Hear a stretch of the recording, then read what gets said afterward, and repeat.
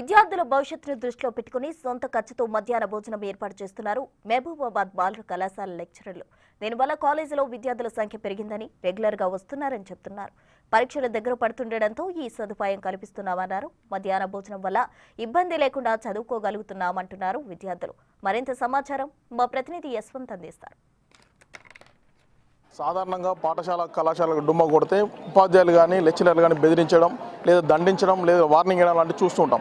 కానీ మహబూబాబాద్ జిల్లాలో మాత్రం విద్యార్థులు డుమ్మ కొట్టినప్పటికీ కూడా వాళ్ళ హాజరు శాతం పెంచాలి, ఎలాగైనా ఉత్తీర్ణ శాతాన్ని పెంచాలనే ఉద్దేశంతో మహబూబాబాద్ సంబంధించి బాలుర్ల కళాశాలకు సంబంధించిన అధ్యాపకులు అంతా కూడా ఓ పక్క ప్రణాళికతో ఒక ఆలోచనకు వచ్చి పిల్లల ఉత్తీర్ణ శాతాన్ని పెంచాలి, దీంతో పాటుగా వాళ్ళకు మంచి సిలబస్ అందించాలి, వాళ్ళ యొక్క హాజరు శాతాన్ని పెంచాలనే ఒక ఉద్దేశంతో మధ్యాహ్న భోజనానికి ఏదైతే ప్రభుత్వ పాఠశాలలో ప్రభుత్వం నిర్వహిస్తున్నటువంటి మధ్యాహ్న భోజనాన్ని కళాశాలలో కూడా ఇంప్లిమెంట్ చేయాలనే ఉద్దేశంతో ప్రస్తుతం అధ్యాపకులంతా వాళ్ళ తోచిన సహాయాన్ని అంతా మూకుమ్మడిగా కలిసి వాళ్ళ సొంత ఖర్చులతో కూడా విద్యార్థులకు జూనియర్ కళాశాల విద్యార్థులకు మధ్యాహ్న భోజనాన్ని పెడుతున్నారు. దీంతో ఆదర్శ శాతం కూడా విపరీతంగా పెరిగింది. గతంలో ఎన్నో లేనటువంటి విధంగా ఫుల్ ప్రజెంట్ కూడా అవుతున్న పరిస్థితి చూస్తున్నాం. గతంలో ఎప్పుడైతే మధ్యాహ్న భోజనం పథకం లేనప్పుడు ఉన్నప్పుడు ఆదర్శ శాతం నామమాత్రంగా ఉండేది. ఉదయం వచ్చిన విద్యార్థులు మధ్యాహ్నం రాకపోవడం, ఇలా చాలా ఆదర్శ శాతం తక్కువ ఉండడం, దీనివల్ల ఉత్తీర్ణ శాతం కూడా తగ్గేది. ఎప్పుడైతే ఈ కళాశాలకు సంబంధించిన అధ్యాపకులు అంతా కూడా ఒక ప్లాన్ ప్రకారం వాళ్ళ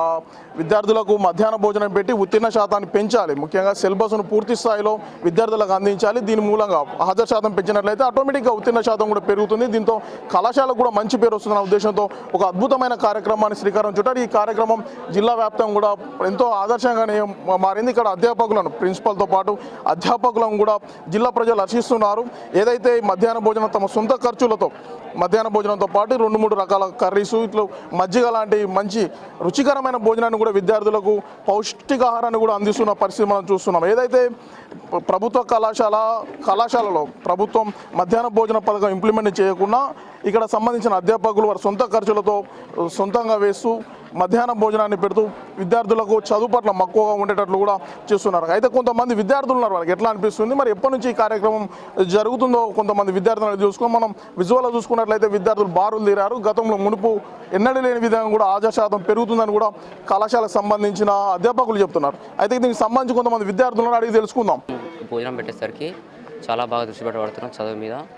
ఇంతకుముందు లేదు, ఎట్లా చాలా కష్టపడేది. మేము మార్నింగ్ ఇక్కడ అన్నం కూర వండాలంటే 8:30 to 9:30 ఇక్కడికి వచ్చేసరికి ఇప్పుడు అదంతా లేదు, బాగా దృష్టి పెట్టగలుగుతున్నాం. సాయంత్రం ఇక్కడ 5 దాకా ఉండగలుగుతున్నాం. ఇక్కడ మాకు మంచిగా చదువు కూడా బాగానే క్రమశిక్షణ అని క్వాలిటీ మాత్రం సూపర్ సార్.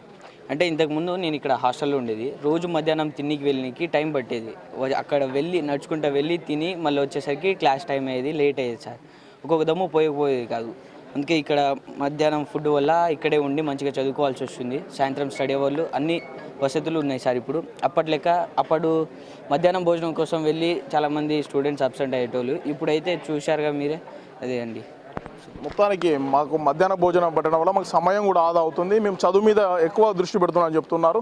మాకు ఎక్కడైతే మా అధ్యాపకులు మమ్మల్ని సొంత పిల్లల లెక్క కూడా చూసుకుంటామని కూడా విద్యార్థులు చెప్తున్న పరిస్థితి కనపడుతుంది. దీనిపై స్థానికులు ఏదైతే మహబూబాబాద్ సంబంధించి జూనియర్ కళాశాలకు సంబంధించి అధ్యాపకులు చేస్తున్న విషయానికి సంబంధించి స్థానికులు ఎలా రెస్పాండ్ అవుతున్నారో స్థానికులను తెలుసుకున్నాం. సార్ చెప్పండి, మీ ప్రాంతానికి సంబంధించిన లెక్చరర్స్ అంతా కూడా వాళ్ళ సొంత ఖర్చులతో విద్యార్థుల మధ్యాహ్న భోజన పథకం ఎలా ఫీల్ అవుతున్నారు మీరు?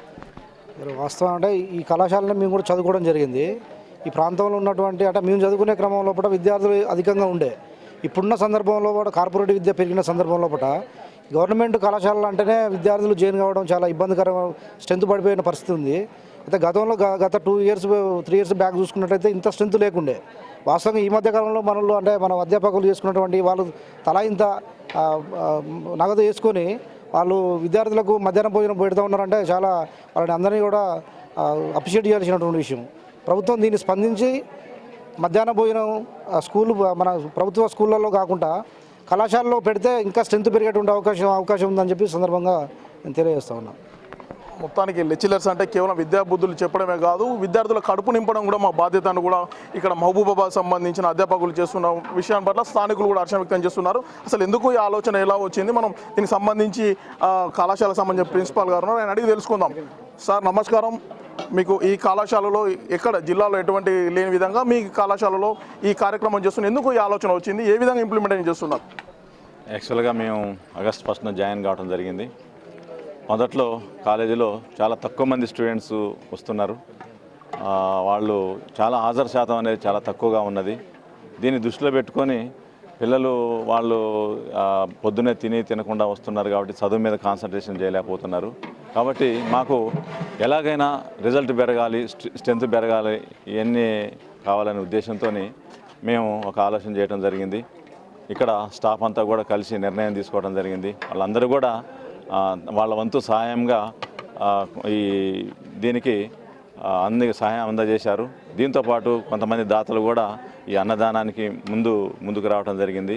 ఈ విధంగా ఎప్పుడైతే మేము ఈ మధ్యాహ్న భోజన పథకం పెట్టామో అప్పటి నుంచి పిల్లల స్ట్రెంత్ పెరుగుతున్నది.